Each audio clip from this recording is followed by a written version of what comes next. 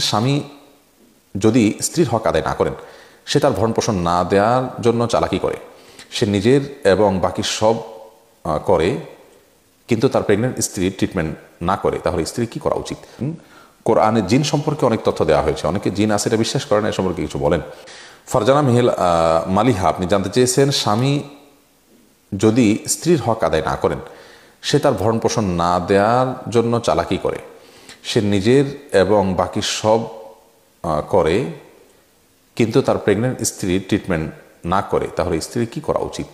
বোন ফারজানা, কোনো স্বামী যদি তার স্ত্রীর ভরণ-পোষণ না দেওয়ার ব্যাপারে গড়িমসি করে, বা এক কথা ভরণ-পোষণ না দেয়, তার একান্ত প্রয়োজনীয় ট্রিটমেন্ট না করায়, তাহলে স্ত্রী যদি তার স্বামীর সম্পদ থেকে সেটি উদ্ধারের কোনো ব্যবস্থা থাকে, এমনকি স্বামীকে না বলে নেওয়ারও কোনো ব্যবস্থা থাকে, সেই রাইট এবং অধিকার তার আছে। নবী করিম সাল্লাল্লাহু আলাইহি সাল্লামকে এক ব্যক্তি এরকম বলেছিলেন যে তার সন্তান তার ভরণ-পোষণ দেয় না, তো অথচ তিনি নিরুপায়। তখন নবী করিম সাল্লাল্লাহু আলাইহি সাল্লাম তাকে বলেছেন যে তুমি তার সম্পদ থেকে নিতে পারো যতটুকু তোমার প্রয়োজন হয়। অতএব আপনি আপনার স্বামীর সম্পদ থেকে নিতে পারেন যতটুকু আপনার মৌলিক প্রয়োজন পূরণের জন্য প্রয়োজন হয় ততটুকু। আর যদি সেখান থেকে নেওয়ার কোনো সুযোগ না থাকে, তাহলে সেক্ষেত্রে আপনি এই স্বামী যদি এরকম নিয়মিত করতে থাকে, তাহলে আপনি বিচ্ছেদের চিন্তাও করতে পারেন। তবে তার আগে আপনি সবর করেন, ধৈর্য ধারণ করেন এবং বিকল্প কোনো পথ আপনি অনুসন্ধান করার চেষ্টা করেন, তাহলে সেটাও আপনার করার সুযোগ আছে। এবং রাশিদুল ইসলাম আব্রাহাম, আপনি লিখেছেন, কোরআনে জিন সম্পর্কে অনেক তথ্য দেওয়া হয়েছে। অনেকে জিন আছে এটা বিশ্বাস করেন, এ সম্পর্কে কিছু বলেন।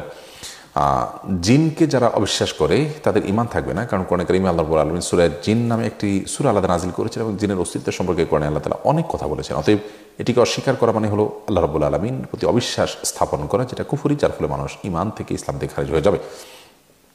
আর জিনের অস্তিত্ব এটা যে আছে সেটা বোঝার জন্য জিনে ধরা রোগীগুলোকে নিয়ে অ্যানালাইসিস করাটা যথেষ্ট। যেসব বাসায়, যেসব বাড়িতে, যেসব জায়গায় জিনের উপদ্রব আছে এবং জিনে ধরা রোগী যারা খুব কাছে থেকে দেখতে পেয়েছেন, অবলোকন করতে পেয়েছেন, তারা জিনের অস্তিত্বকে অস্বীকার করার কোনো সুযোগ নেই।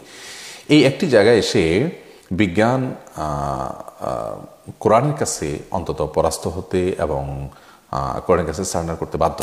এখনও পর্যন্ত জিনের অস্তিত্ব বিজ্ঞান আবিষ্কার করতে পারেনি, এবং যার কারণে বিজ্ঞান জিনের অস্তিত্বকে অস্বীকার করে। অথচ কোরআনে কারীম জিনের অস্তিত্বের কথা বলেছে। যারা জিনে ধরা রোগী কাছে থেকে এক নয় বরং একাধিক বহু রোগী দেখেছেন, তারা বলতে পারবেন যে এর কোনো বৈজ্ঞানিক ব্যাখ্যা পৃথিবীতে কেউ এখনও পর্যন্ত করাতে পারেনি এবং পারবেও না। হ্যাঁ, কিছু কিছু জেনে ধরা রোগী আমরা জানি যে জেনে ধরা রোগী আসলে সেটা মানসিক রোগী বা অন্য কিছু, কিন্তু কিছু কিছু আছে যেগুলো জেনে ধরার রোগী সত্যি, সেগুলোর কিন্তু কোনো ব্যাখ্যা বিজ্ঞান দিতে পারবে না। ধরুন একজন মানুষ একটা বাঁশের খুব চিকন একটা ডালের উপর উঠে বসে আছে, বিজ্ঞানের কি ব্যাখ্যা দিবে? কোনো ব্যাখ্যা দিতে পারবে না। ব্যক্তিগতভাবে অনেক জেনে ধরা রোগীকে আমি দেখেছি যে কোরআনে কারীমের তেলাওয়াত যখন করে তখন তাদের হাত পা সব বাঁকা হয়ে আছে এবং রিংয়ের মতো বাঁকা হয়ে যায়, ভয়ঙ্কর অবস্থা হয় এবং চিৎকার শুরু হয় তাদের। কিন্তু আপনার এই যে অবস্থাটা হয়, এই অবস্থাটা কীভাবে হয়? আমি নিজের চোখে এক ভদ্রলোককে দেখেছি, তার পায়ের যে পাতাটা, এই পাতাটা এরকম এরকম বাঁকা হয়ে যাচ্ছে কোরআনে কারীমের তেলাওয়াত এবং আজান শুনলে।